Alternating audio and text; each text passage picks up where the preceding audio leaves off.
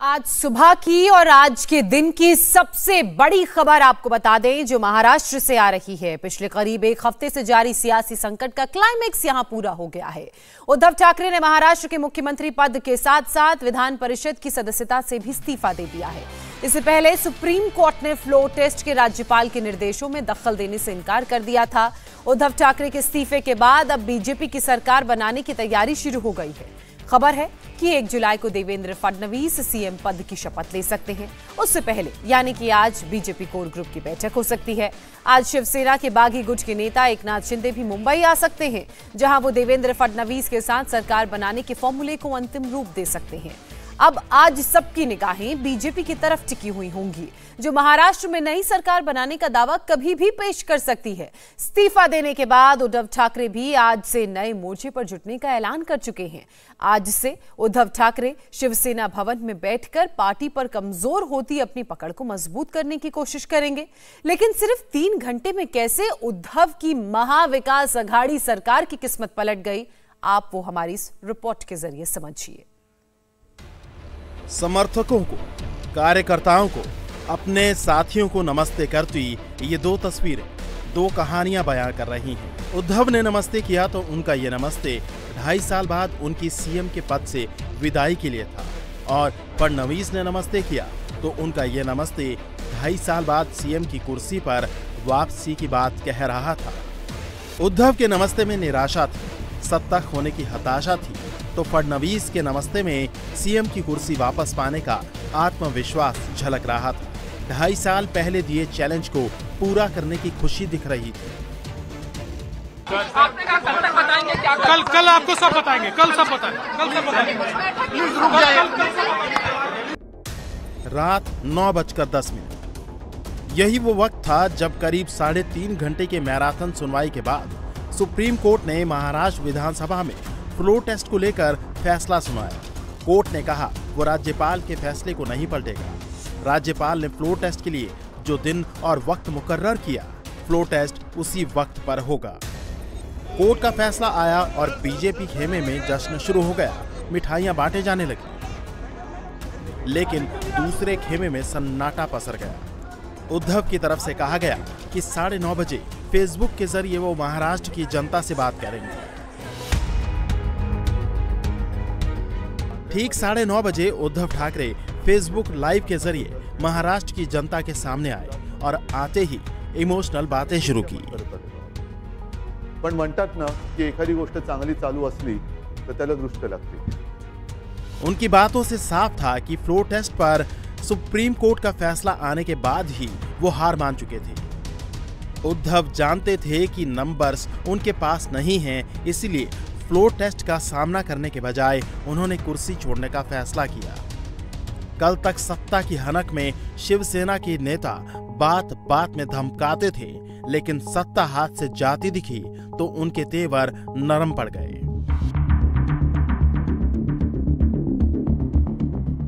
करीब 15 मिनट तक उद्धव बागी विधायकों के प्रति इमोशनल बातें करते रहे। उद्धव ने शिवसैनिकों से अपील की कि वो बागी विधायकों के मुंबई आने के रास्ते में कोई बाधा पैदा न करें, और इसी दौरान बोलते बोलते उन्होंने सीएम पद के साथ साथ विधान परिषद की सदस्यता से भी इस्तीफे का ऐलान कर दिया। मी आपल्या सगळ्यांच्या समोर मुख्यमंत्री पदाचा देखील त्याग करत आहे। आजपर्यंत आपण सगळ्यांनी खूप प्रेम दिलं, खूप आशीर्वाद दिले। दरअसल 30 जून को राज्यपाल के फ्लोर टेस्ट कराने के आदेश को शिवसेना ने सुप्रीम कोर्ट में चुनौती दी थी, लेकिन सुप्रीम कोर्ट ने शिवसेना की दलीलों को खारिज करते हुए तय समय पर फ्लोर टेस्ट कराने का आदेश दे दिया। अपना गेम ओवर होते देख उद्धव ठाकरे ने फेसबुक पर लाइव आकर इस्तीफे का ऐलान कर दिया। इधर उद्धव ने इस्तीफे का ऐलान किया और उधर फडणवीस ताज प्रेसिडेंसी होटल पहुंचे, मिठाई खाई और बीजेपी विधायकों के साथ जश्न में शामिल हो गए। मुख्यमंत्री ने इस्तीफा पहले ही देना चाहिए था, क्योंकि आज जो उनकी बंद मुट्ठी में भी जो ताकत थी वो पूरी खुल गई है। जहां पे हिंदुत्व के विचार छोड़ के कांग्रेस के विचारों पे मुख्यमंत्री चल रहे थे, और जो शिवसेना का एकनाथ शिंदे जी का जो गठ है, जो बाला साहब और हिंदुत्व को आगे ले जाने वाला था, उस गट ने आज जो विद्रोह किया है, बाला साहब के विचार कायम रखने के लिए विद्रोह किया।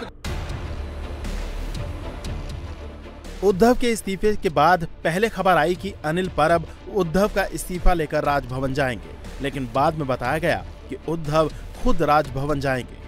खबर आते ही राजभवन में हलचल बढ़ गई। शिवसेना के कई नेता पहुंच गए, कार्यकर्ताओं का भी जमावड़ा लग गया। रात करीब 11 बजे मातोश्री के बाहर की एक खास तस्वीर दिखी। उद्धव ठाकरे अपनी कार के अंदर ड्राइविंग सीट पर बैठे थे और बाहर समर्थक नारेबाजी कर रहे थे। काफी मशक्कत के बाद सुरक्षाकर्मी उद्धव के काफिले को वहां से निकालने में कामयाब हुए। उद्धव के साथ कार में उनके दोनों बेटे आदित्य और तेजस बैठे थे। साथ में उद्धव के मंत्री अनिल परब भी थे। बारिश के बीच उद्धव का काफिला धीरे धीरे राजभवन की तरफ बढ़ने लगा।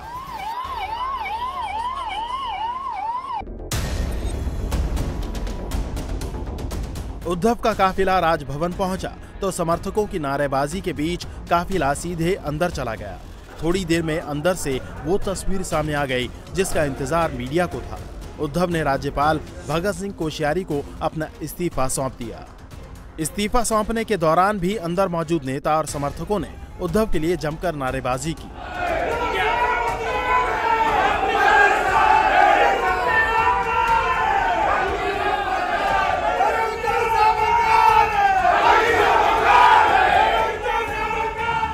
राज्यपाल ने इस्तीफा स्वीकार करते हुए अगले सीएम बनने तक उन्हें अपने पद पर बने रहने को कहा।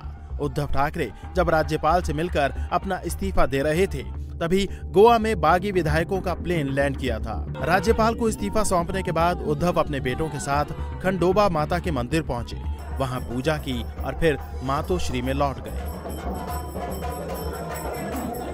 शिवसेना ने सत्ता के लिए हिंदुत्व की राह क्या छोड़ी, पार्टी को लेने के देने पड़ गए। सत्ता के लोभ के चलते विद्रोह के तूफान ने सब कुछ तहस नहस कर दिया।